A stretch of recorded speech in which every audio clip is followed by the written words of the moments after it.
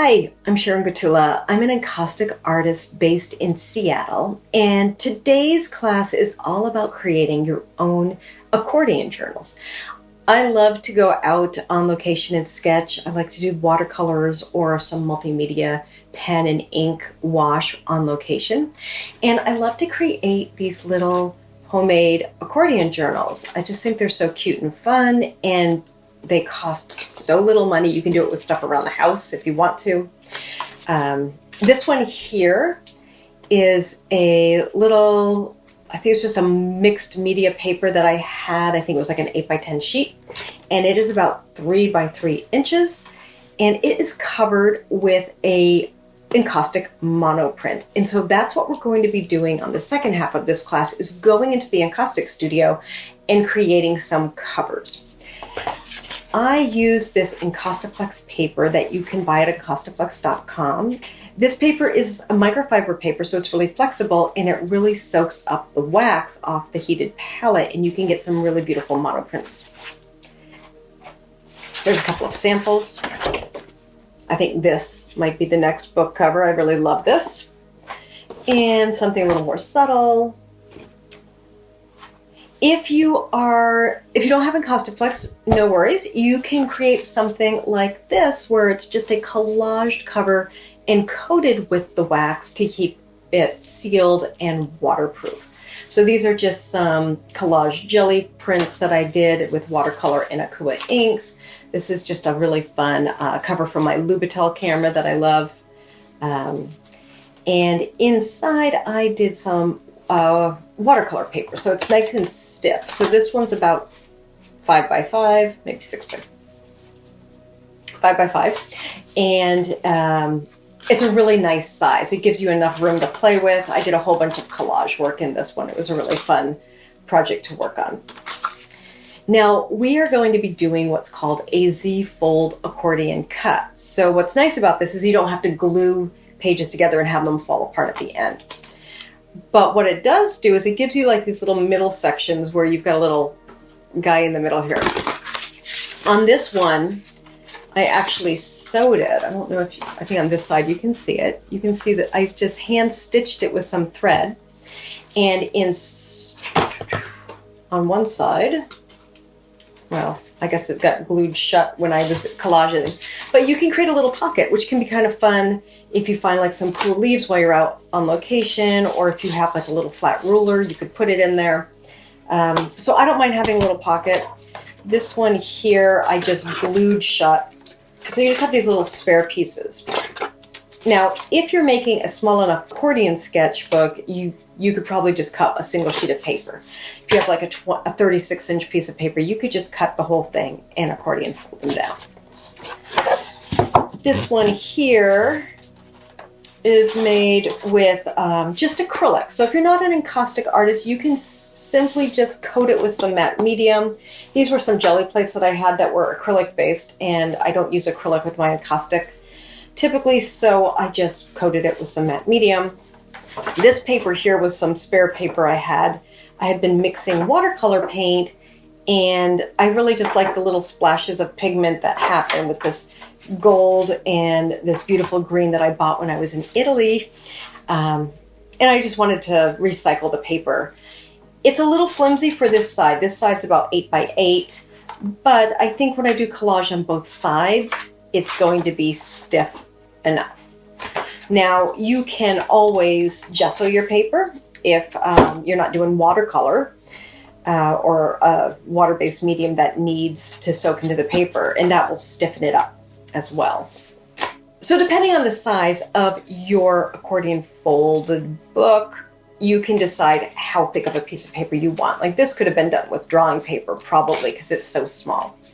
Let's take a look at what you're going to need to create your sketchbook today. So I don't have all the equipment we need here today because I am not in the Encaustic studio. I'm in my watercolor studio. But today what we're going to need is you're going to need some paper. Depending on what size you have will just depend on what size book we're going to make. You need some mat board, or this is binding board that they use in bookmaking. Some sort of cardboard. You can absolutely use corrugated cardboard, but it's not going to be as strong as mat board or binding board, or you could even use thin pieces of wood. You don't want it to be too heavy, obviously, but you do want it to be sturdy so that when you are using your sketchbook that it stays together.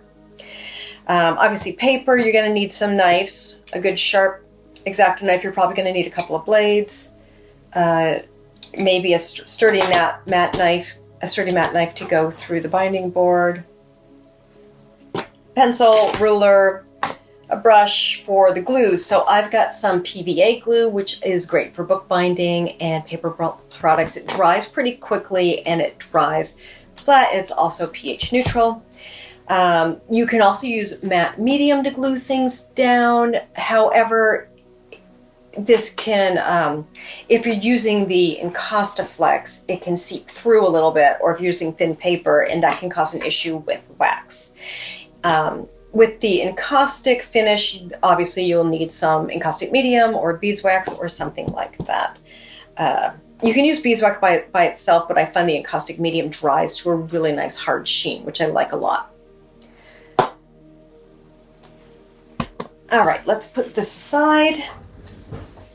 Your paper is going to determine what size sketchbook you're making. So this one here is 11 by 15 inches.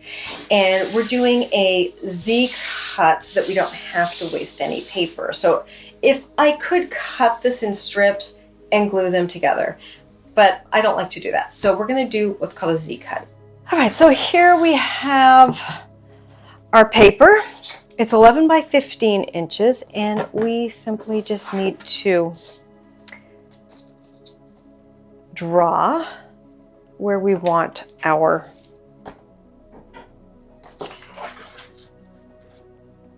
so we know it's 15 inches across, so we're going to do 5 inches on each side here. I guess I can just go to 10. All right. And I will say that the more accurate measurements are that you have, the better the folding will be. So I would like to say that I am an expert at it, but it's really not the case. Okay.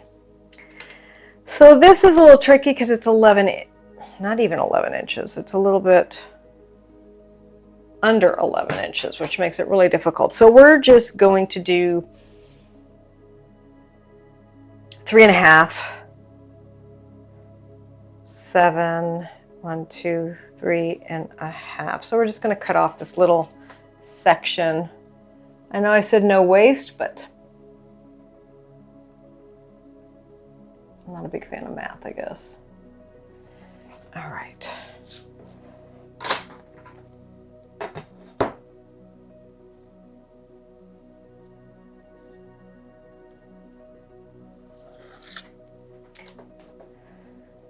Now you could fold this you could score it and fold it instead of making the lines, but I'm making the lines here so that you can envision what you want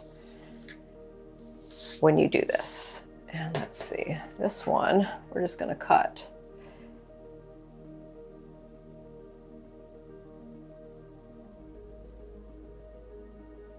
All right. Make sure you have a nice sharp blade. I just changed this one out. And I don't know if you went to art school, but they always say you're never going to get it in one pass. The first pass is just to break the skin.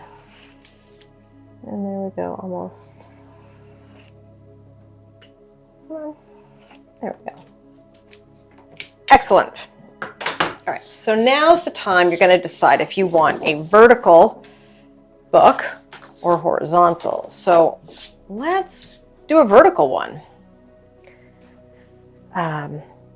So if this is going to be vertical, that means it's going to fold this way. So that means we're going to cut from here to here, from here to here. So you can see when I cut those two, it kind of makes kind of an S, but I called it a Z if it was the other way. So we're going to, actually we're going to start here. It's a lot easier to be precise if you put your mark here and cut to the end rather than the other way around. And be careful.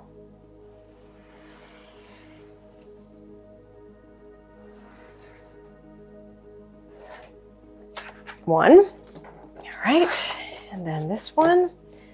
Got a little water on my paper there, but it'll dry. It's watercolor paper. And here, and here. 2, 3. All right. So now what I'm going to do is I'm going to score with the back side of my knife. So not the sharp side, the back side. We're going to turn it upside down. And we're just going to lightly bring it down the line. And this will just help when it comes to folding. I do have this, oh, we don't need to get that.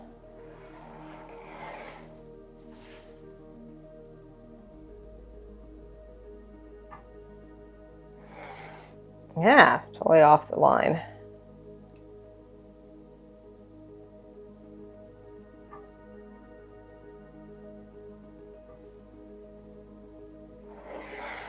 There we go.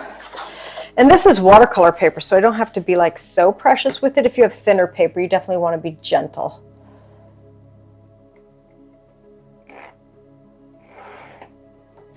And one more.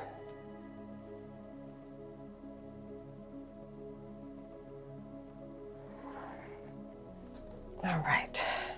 So now you're going to want your bone folder. It's going to help you get some nice crisp lines. And we are just going to start, let's see if I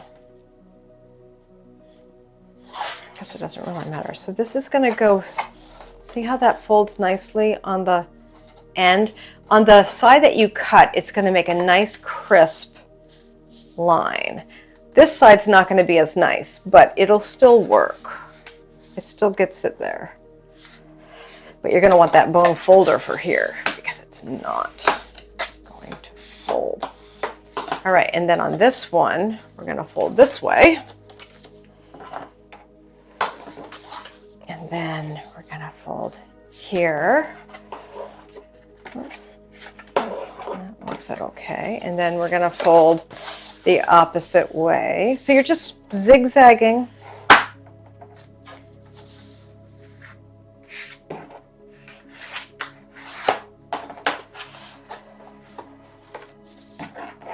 All the way, and last one.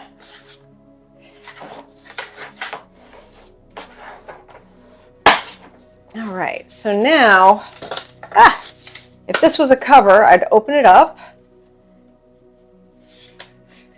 and it could open that way, or you can glue or sew this together, so it would open there. Same thing here, you've got the little pocket. You can glue or sew that here. Here, so I've got 1, 2, 3, 4, 5, what is it? 5, 6, 7 pages on that side, and then I'm going to have 1, 2, 3, 4, 5, 6, 7. Now, you can also not sew them and just have a crazy book where it's going to open up and open up like this. And open up. So that's up to you. I think when it's a sketchbook for yourself, you can do whatever you want. Now you'll see that it's not totally perfect. I'm working on being perfect, but it's good enough. I thought I was being pretty precise there, but maybe it's just the thickness of the paper that just gives it a little, just a little ragged edge, but that's okay. Now our next step is we are going to cut our board to the size of this paper. So this paper is 3.5 by 5. And so we want an 1/8 of an inch border. So we're going to do 3 3/4 by 5 1/4.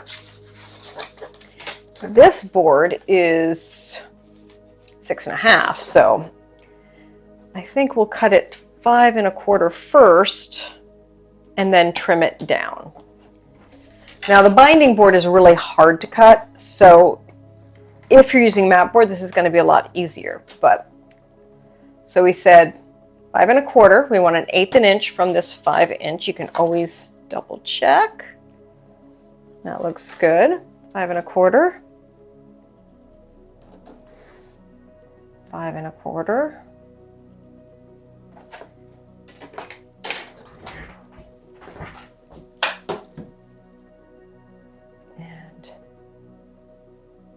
You can use a regular ruler. You don't need this. I don't even know what this thing's called. I got this when I was in college, so it's pretty ancient at this point. And the knife, I probably should change out the blade, but let's just see. We're going to just score it. So the binding board, this is going to take like 25 times. It's really tedious.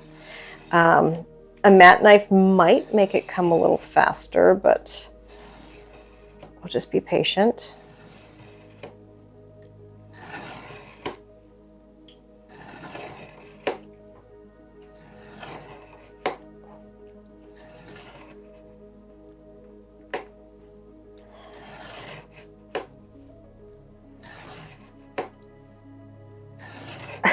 Did I say 20 times?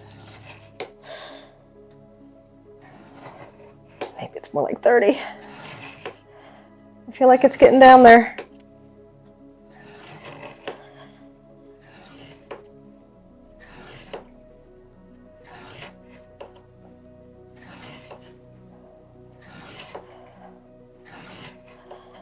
Almost there. I can feel it.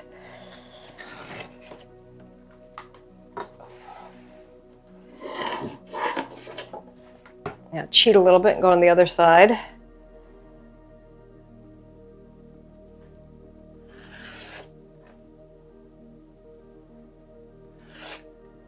You don't have to do this. I'm not sure it makes it any better, but we're going to see.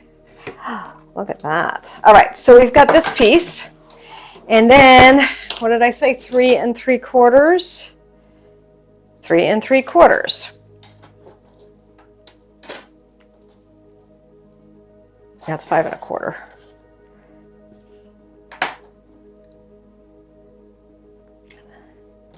Now, if I was smart, I would have made it 3 inches and I could have gotten both out of this, but no. We're going to do 3 3/4. I'll just have to make a little book one of these other times. 3 3/4. All right, I'm not going to bore you with cutting this. It's the same thing on both sides, and we'll be back with both of these boards cut and ready to glue our binding on. So now I'm going to head into the studio. It's January, so I'm going to get something warm on, and we will play around with making some encaustic monotypes for your accordion journals. So we're here in the Encaustic studio. It is very, very chilly, so I'm dressed for the warmth. It's January here, and we are going to do some encaustic monoprints for our next book. I'm heating up my palette here. It's at about 140. We want that up to maybe 160, 170. And so we've got some Encaustiflex paper here. It's actually a fiber. So it's this microfiber fabric that's really flexible. So it's great for binding books. But it also really plays well with the wax. It really soaks up the wax so that you can get some beautiful crisp images on it. I also have some calligraphy paper, some kind of kozu, I imagine. It was pretty inexpensive. That will print nicely too. It prints like this on with the wax. It does get a little transparent though. So if you use something like this, you might want to paint your boards white underneath or put some white paper on it as well and maybe make some layers and collage. But anyways, we'll play around with that. So what I've got here today, I have an Encausticos printing palette, which you don't need. You can just do it right on your griddle. Here I've got this warming plate that I bought at Costco for something like $40. And I love the glass surface, but it is kind of hard to see. So we're going to use the printing plate for today, but I print directly on this glass all the time. I also have my little thermometer. Just put the printing plate on there so that warms up. And I've got some gloves, and I have some encaustic paint. So I've got this block of beeswax. This is actually a natural colored beeswax, not the bleached white, because I thought that might be fun, especially with this RNF brown pink, some gold, and this beautiful kind of teal color, kind of cobalty. So I thought we could do some fun prints with those colors. I will say that the more limited palette you have when you do a monoprint, typically the nicer it comes out. If you get too many colors, you just end up with kind of a crappy, well, I shouldn't say crappy, it is Pantone's color of the year. You just get sort of a brownish color if you mix it too much. Now you can absolutely just paint with the wax. I do that a lot, but you can also use some tools.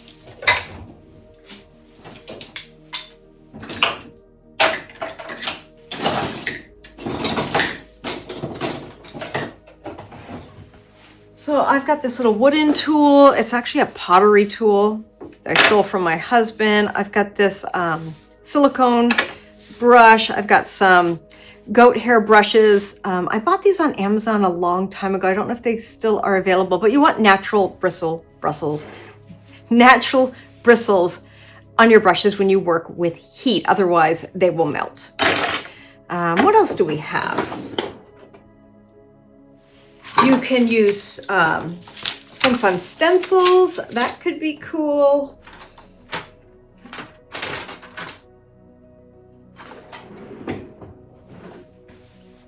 And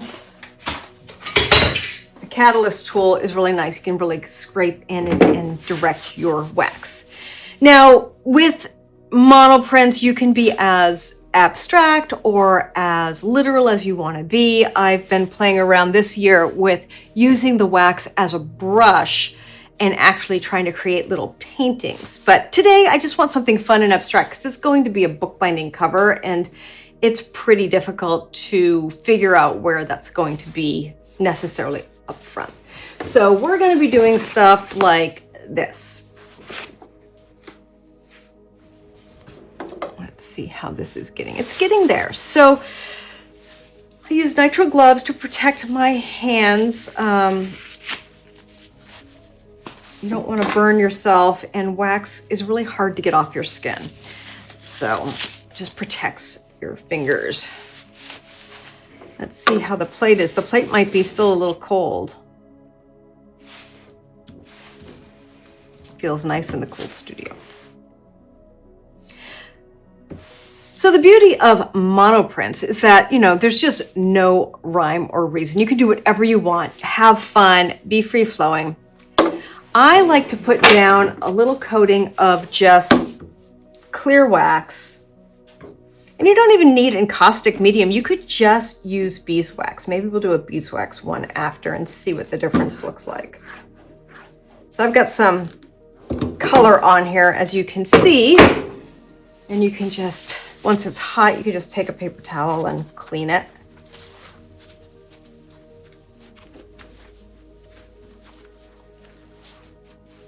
It's a little slippery on the glass. When you use a Pancake palette, it's got a little bit more texture, so it doesn't slide around as much.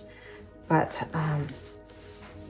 my palette is being used for something else right now, and I've got a whole bunch of wax stuck to it. So I've just got a light coating of some wax, and then let's get some brown pink on here. Now what you're gonna find is as the wax heats up, oh, that's such a pretty color.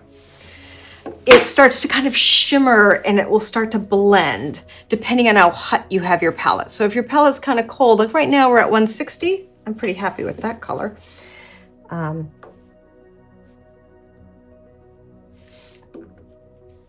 If it gets warmer though, it'll really start to blend. Okay, and then let's do some. Now this gold is more like pigment, kind of just balance in there. So I'm gonna turn it up just a little bit and we'll just let that kind of shimmer. And then you can use, a smaller piece would have been better, but you can use this to kind of get some blending going in because the clear medium's going to melt through.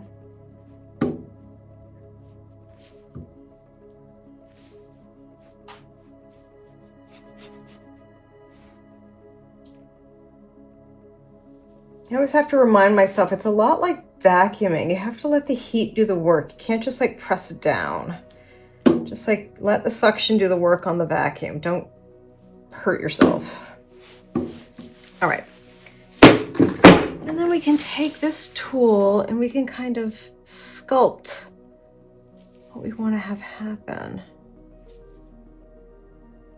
I kind of want this blue and this pink to kind of blend a little bit.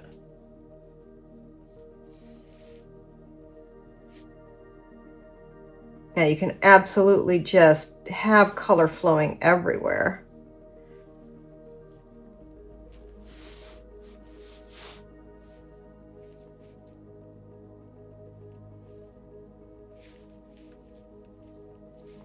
Oh, I kind of like how that blends.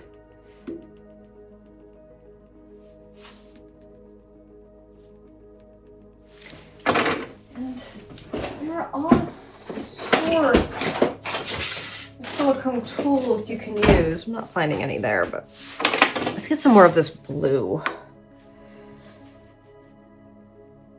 I really love this blue. And we need something brighter. Everything's kind of the same values. What about this buff color?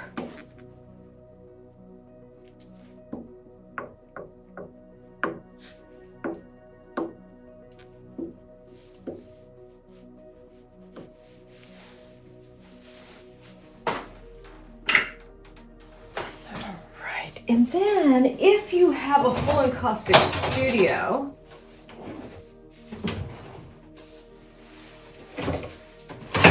where the heck did I put it? Ah.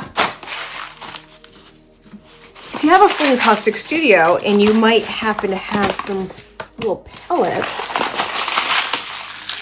you can kind of sprinkle those through and it'll make little blooms. We'll just let that heat up a little bit.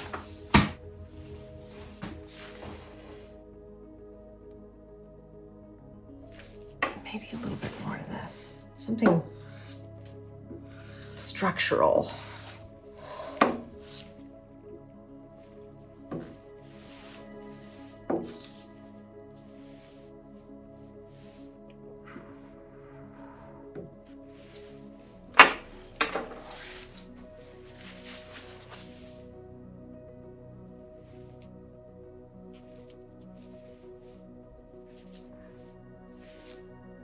You can see how they make these fun little movements. It almost looks like a geode.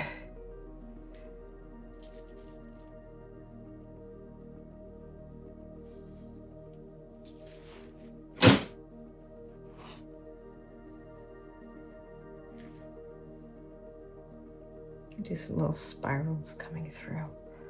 Kind of make some connections. And something bright. Let's go back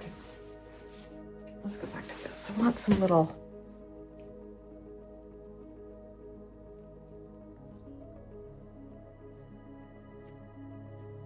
so much pressure doing this on camera compared to when I'm just working and feels more free-flowing. All right, so I've got my Encaustiflex. Move this guy out of the way, and really we're just going to, oh, I have some gold in here too. I'm just gonna make a print.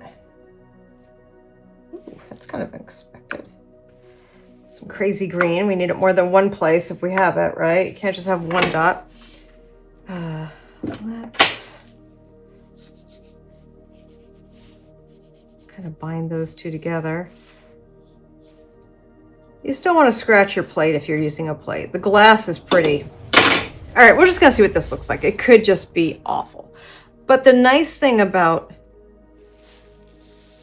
the book covers is it doesn't really matter because it's going to just be a section of it.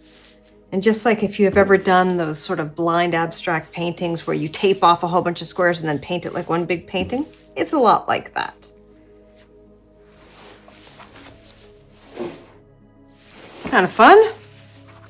And you can see that it's it really soaks it in, so it's not as maybe as vibrant, but it's very flexible still.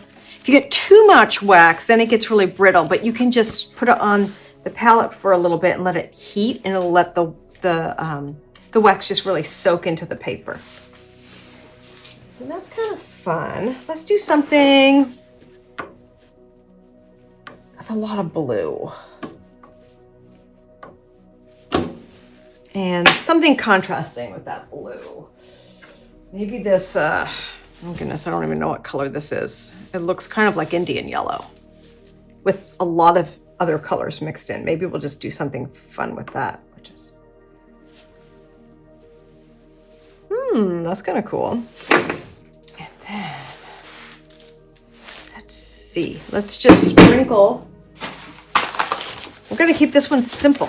I think I kind of like this with just this.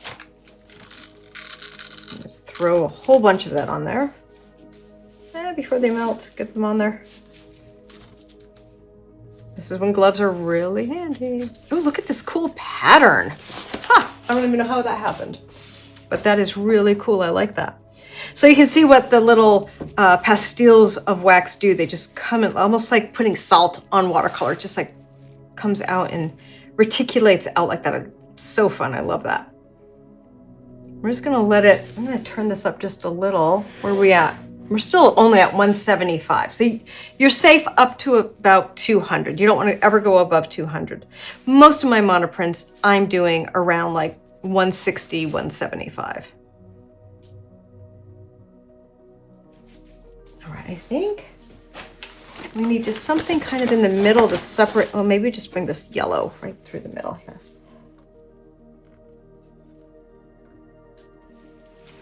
Oh yeah, look at that. That is so cool.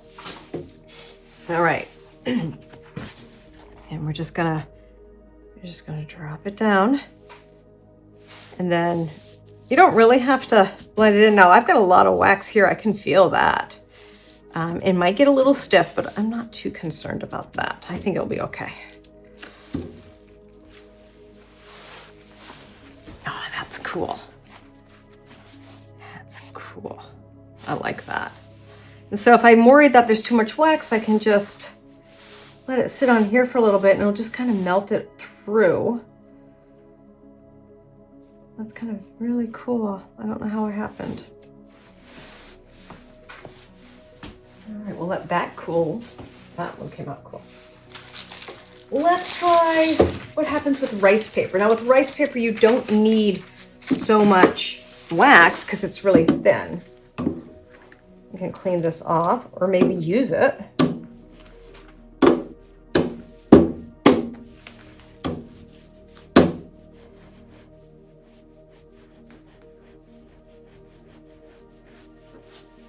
We could just do something kind of light like that. Where's that green one? Let's print on top of this one. So you can do multiple prints.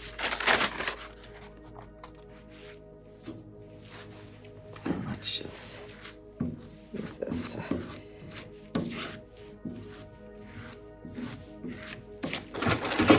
Did it do anything?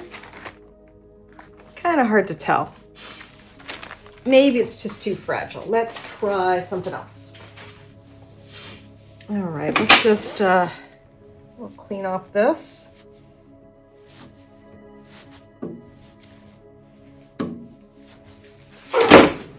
Oh.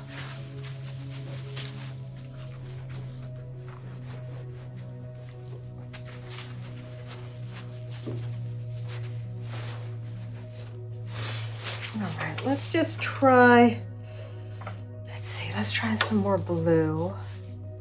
Kind of a black background of blue. And we'll bring some of this brown pink in. I need to take off the... I like using the sides like a big brush. And do something kind of symmetrical. Not really my jam, but we'll do it.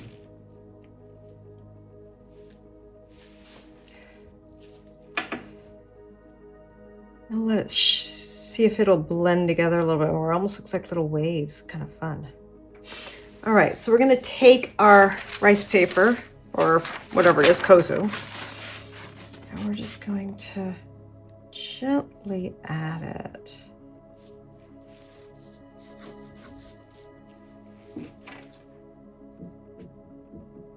Sometimes you have to push it down to get more detail, but you don't want to press too hard because then you'll blend everything together.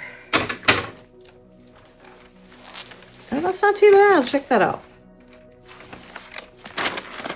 That's kind of fun. And with the kozu, you can try to do ghost prints too. So let's see what happens with this, because this still looks kind of fun.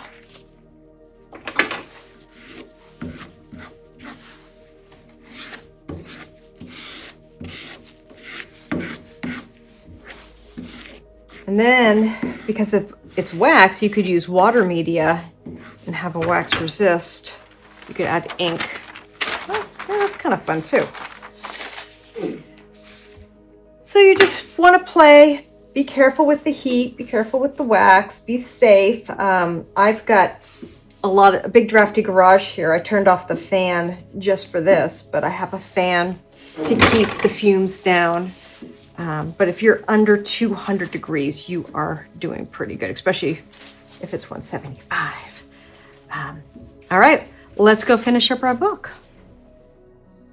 All right, so we've got our 2 boards, and we are going to be making a book that looks like this. It's going to be super cool. All right. All right, next up is the fun part. We're gonna pick out our binding. We need some PVA. You need a brush. A little water is helpful. Paper towel is helpful. I've got this piece of a cutting board that I bought. It's super thin that I use as a palette sometimes when I'm on location, and it's great for just dropping glue on. All right, let's get our encaustic pieces that we just made. I've got these 2 to choose from. So you can take your board and kind of bend it around. I mean, that looks kind of fun. It looks very, I don't know, kind of like a wheel. That's kind of fun, although I do love this yellow. So we could do something. Oh, I think we're gonna do that. That will be cool. Okay, so this is what we're going to do. And my idea here is that I'm gonna put them here so that this yellow piece kind of connects the 2 pieces. I do like the red. So it's gonna be something like this. Now, it's pretty hard to draw on this with wax, so you kind of have to figure out, okay, if this is what I want, great. Maybe push this a little bit to the side, push this. And we're just going to cut right down the middle here. So I'm just going to cut it in half right about here, and then we can trim the edges. You can really feel that yellow part. It's some thick wax. All right. So,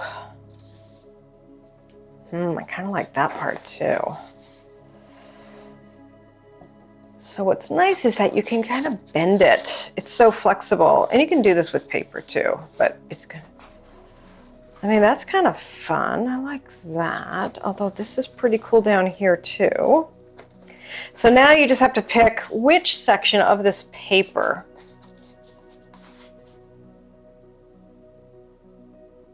Okay, that looks pretty cool. And what's nice with the Encaustiflex is that you can bend it and you'll be able to see the bends. What you need though is about a 1/4 inch minimum on the borders. I'm gonna do a 1/4 inch, a 1/2 an inch, I'm sorry. I'm gonna do a little bit more than 1/2 an inch, like 5/8. Yeah, perfect, look at that. All right, and then on this side, you can probably draw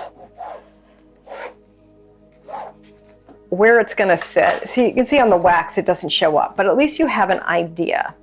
And then you can trim this around. You don't want too much fabric coming over the edges. Like that's just a lot. But 5/8 of an inch is perfect because it gives you an 1/8 of an inch around and then a good 1/4 inch or so to actually glue to the board. All right, so this one we're gonna bring in 5/8 of an inch, and we're going to just see what that gives us. I mean, at this point, I don't really have too much option, but oh, I'm backwards.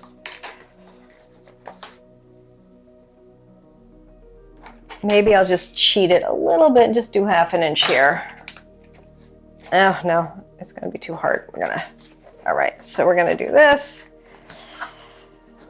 And this one's going to look like this. Actually, I kind of like that area.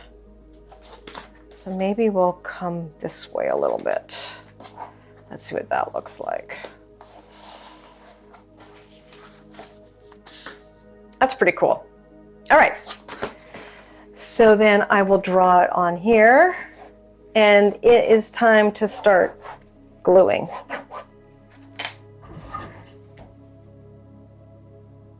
Good, we're filming. Panicked there for a minute. All right. So I've got PVA glue, and you can use whatever glue you have. But the beauty of PVA is that it dries pretty fast. So you don't have to sit there and hold things for a long time. Now what PVA does like is it likes it to be glue against glue. So what you want to do is you want to coat your board and the paper with 2 thin coats rather than 1 real thick coat. All right, so we're just going to coat this.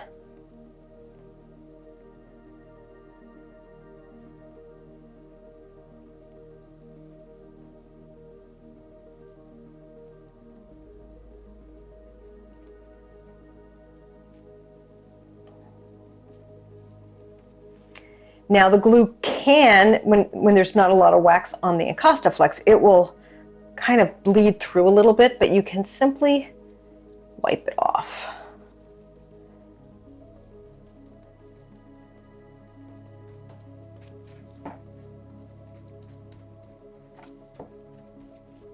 And it's not going to attach.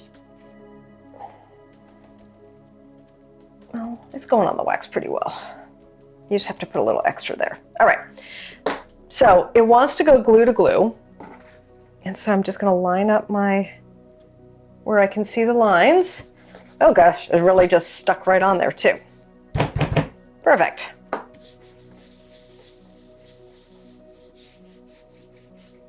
Okay, we're just gonna let that sit for a little bit. Make sure there's not a ton of glue coming through the back end. That looks fine. And we're going to do this one. You can see some glue came through. You definitely want a protected work surface for this project.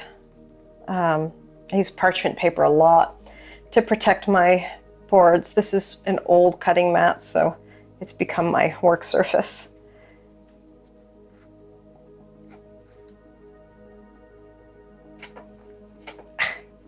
you go. And then this.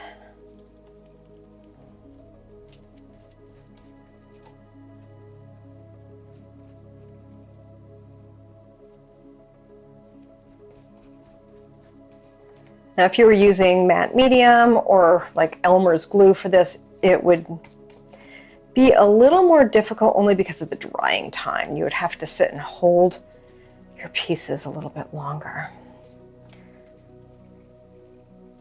All right, there we go. Okay, same thing. I need to see where my lines are because it does stick pretty well.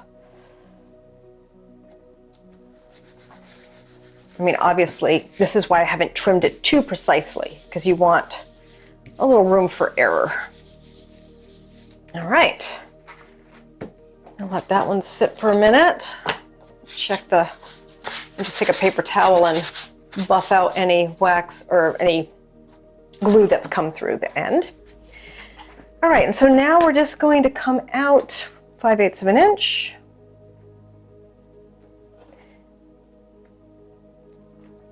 Not that I can't even make a mark there. We'll do it over here. All right, and we'll just put the ruler here.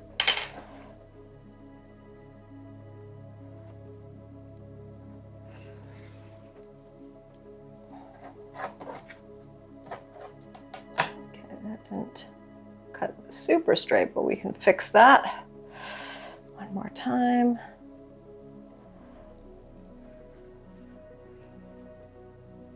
There we go. You can save these little scraps too, and you could do a collaged cover if you wanted to. I'm a big fan of reusing everything, making things out of nothing. I think that's the collage artist in me. We take recycling and make art out of it. All right. And you kind of have to press down a little bit. It's easier to do this if you're standing, but I'm sitting so my head doesn't get in the way. All right. This is not going to be in there anyways. And the last one.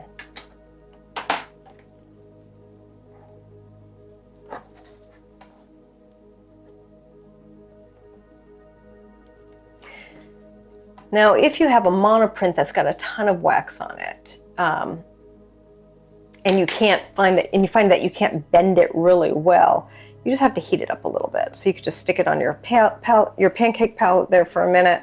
Warm it up a little.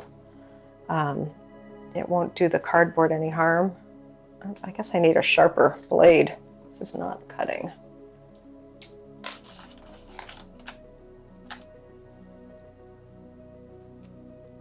All right.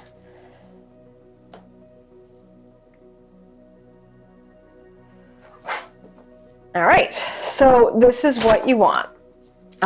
Now, this is the most difficult part of the entire process, is that you want to cut a 45-degree angle here on the corner, but you want it to not be so tight that you see your cardboard. So what we're going to do is we're going to give it like 1/8 of an inch, maybe just a smidgen more, not too much. One way to do this is, without a ruler, is you get a nice crease there. Get a nice crease there. And get a nice crease there. So what you want is just enough so that you've got, so you see how this is out here, about here. Can you see that crease? Maybe here. So you've got these creases here, but there's a little V right here. And it's just enough to kind of get over that cardboard. That's where you want to make your 45-degree angle cut. So we're going to go right here.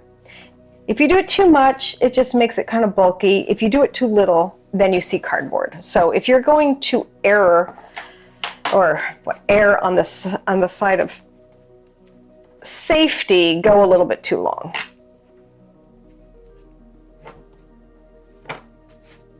Okay, and we're just going to do this on all 4 corners. There we go.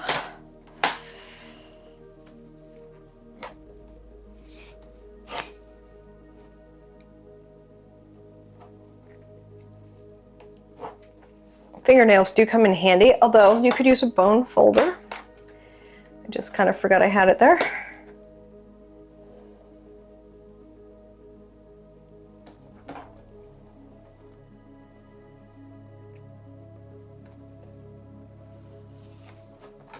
All right, last one. So this one's got a lot more wax. It's really going to show these creases nicely.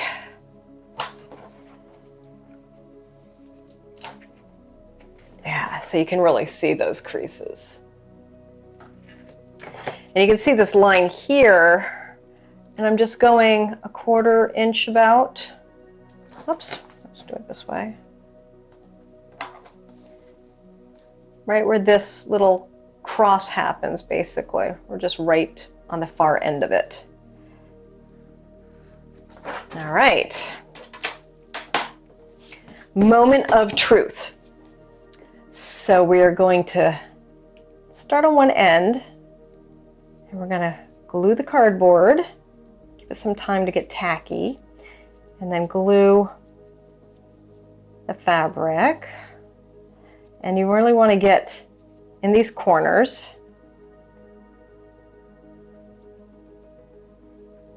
Now my brush might be a little large for this application, but I think it's going to be okay. All right. Okay, so now we are going to just fold it, and you can see how nicely it like sticks almost immediately. And then if you take your fingernail or a knife or something, you can kind of just flatten that edge on that side. And then, I got a whole bunch of glue on my brush. I'm going to go this way.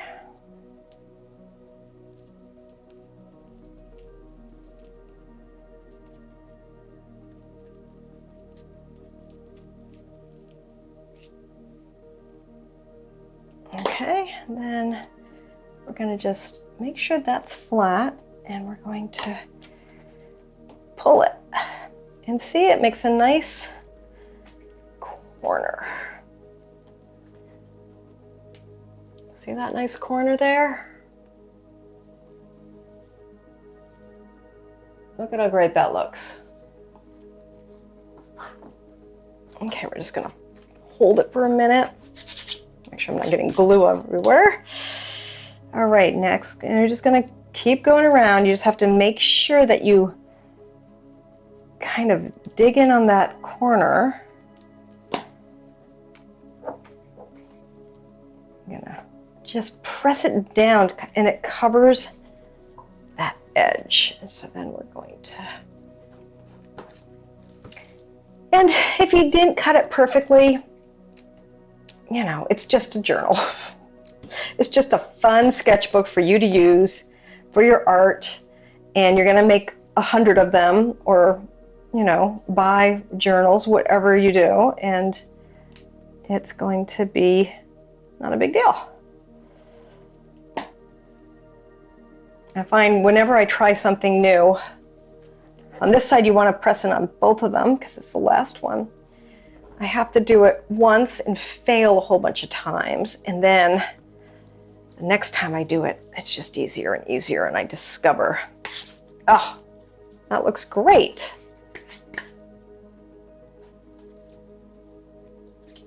And then you can just, if you're using Encaustiflex or, you know, paper that's not too thick, you can just kind of bend those corners to your will. Just make them, all right. I'm really happy with that.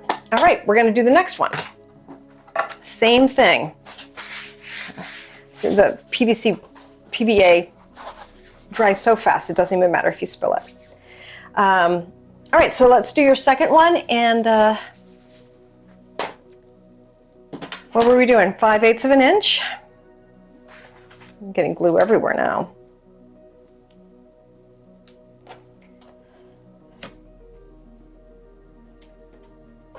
And even though mine, I kind of like really put it centered, like you don't have to be all square to your monoprint. You can put it on angle, you can have a whole bunch of fun with it. Okay, I don't recommend cutting like this. Yeah, don't recommend it at all. Okay, got to stand up for the pressure. Whenever you cut with a knife in Xacto, you want to just have downward pressure so nothing slides and you don't slice off the finger. Ask me how I know. I've lost a couple of finger edges. It grows back though. Let's see. 5/8. 5/8.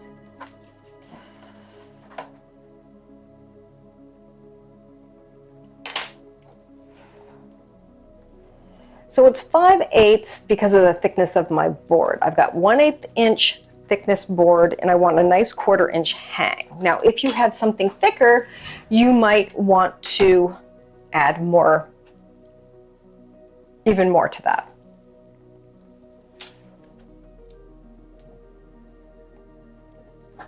So if I had a 1/4 inch board that I was using, like making a really big book, I would definitely have 3/4 of an inch of fabric to overhang or paper. All right. Okay, now on to the tricky part.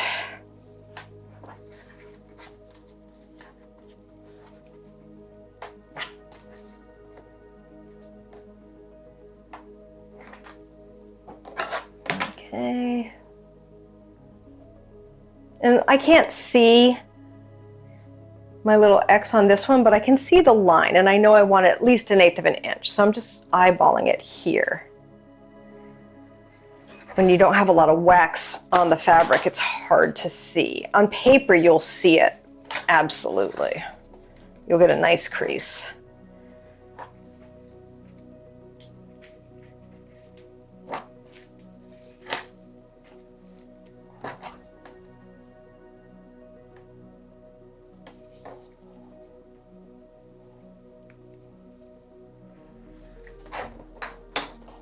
Right.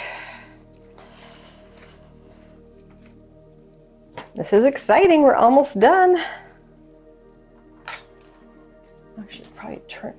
While this one's drying, you might want to flip it upside down just in case these pop up. This looks pretty good, but it never hurts to just put it right side up like this and just let that pressure of the board flatten.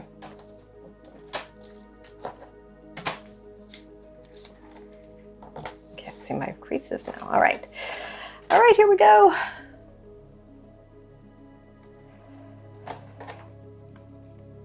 Now it's lifting up a little bit here, but I'm not too concerned because we're going to get a lot of glue going on here in a minute, and it'll just be fine.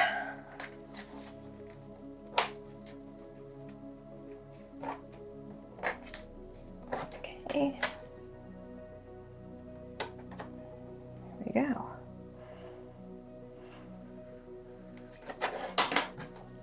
All right, so just remember, PVA likes to stick glue against glue. So you need to glue the board and the fabric or paper. If you only do one side, it's just not going to stick as well or as quickly. Which means more holding. All right.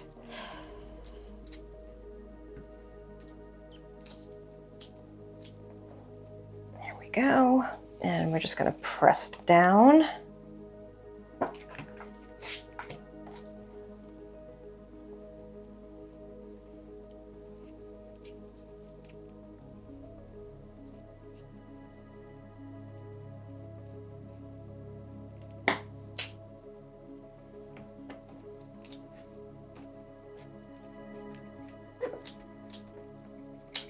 And press down. Looks great. Already getting easier. Just don't forget the board. Sometimes I forget it and it doesn't stick as nice.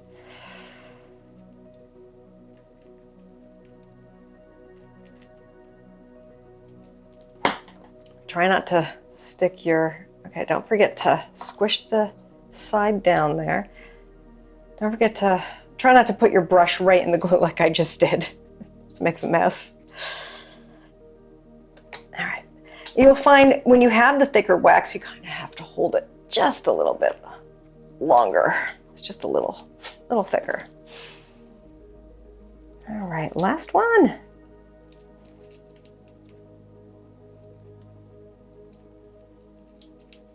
Now, if you're not using PVA, you might need to let these sit overnight before you do the next section. But we'll just soldier on ahead here.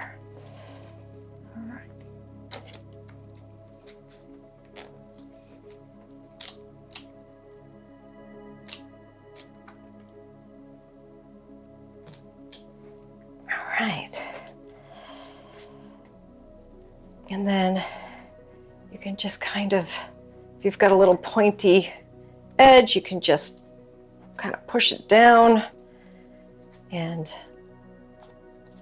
all right, now we can glue our paper in, although I might have to do a little bit of cleanup first here. So give me a minute. All right, we're back. Cleaned up this a little bit, so I have some room to work.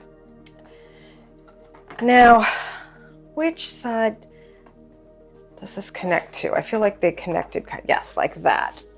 So I think this is going to be my front and this is going to be my back. So we're going to take the book and basically we're going to glue it just like this, and then you'll have this fun accordion book. All right, so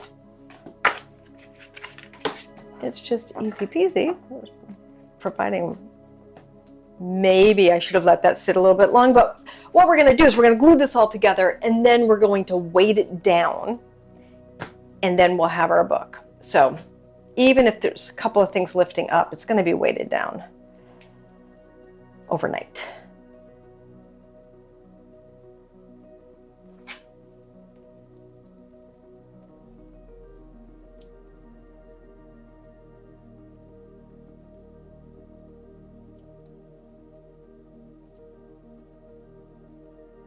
Okay. And now obviously we don't want glue on all the paper, so you just want to take a little bit of care. I don't necessarily go all the way to the edges on this paper side.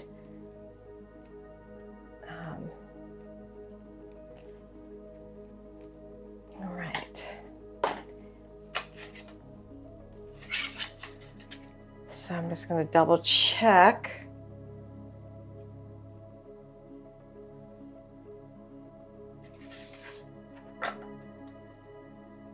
This is it. So this is the back. So here's my, okay, I'm just gonna, I got glue on me. All right, so this is kind of tricky, but you just want it 1/4 inch from the edges. And see, it's not quite, you need to kind of fold it and push it around till you get it where you want it. You do want to make sure it's straightish. And then I'm going to take my bone folder here and I'm just going to push down on the edges and make sure that it's adhered. All right. That wasn't too difficult. Okay. It kind of looks like a dragon. That's kind of fun. All right, so this side is going to go here. So the hardest part is making sure that you've got it right side up the way you want it. That looks cool. All right. Last thing.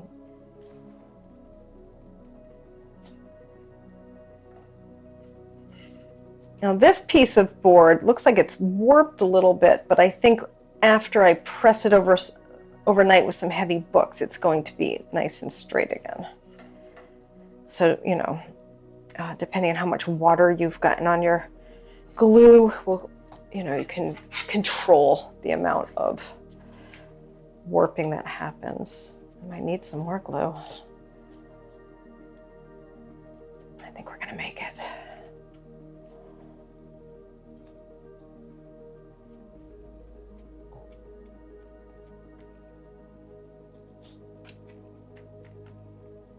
All right. So this one, I'm just gonna line it up with the other book.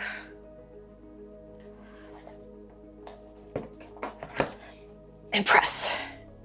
And hey, look at that. Not bad. Pretty good.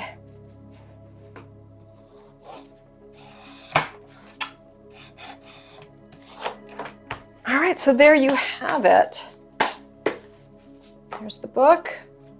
And then I'll decide if I'm going to sew these little pockets or leave them for extra painting. It could be fun to do a panorama on those. And we're just going to push them down. We're going to weight them with some books. And here's one that I did yesterday that I thought was kind of fun because I thought it looked like a little chicken. This one I did horizontally. And once again, I can use the fold outs to maybe make some kind of big crazy painting in the middle of it, or I can sew it or glue it. And then you've got this fabulous, fun accordion fold out book.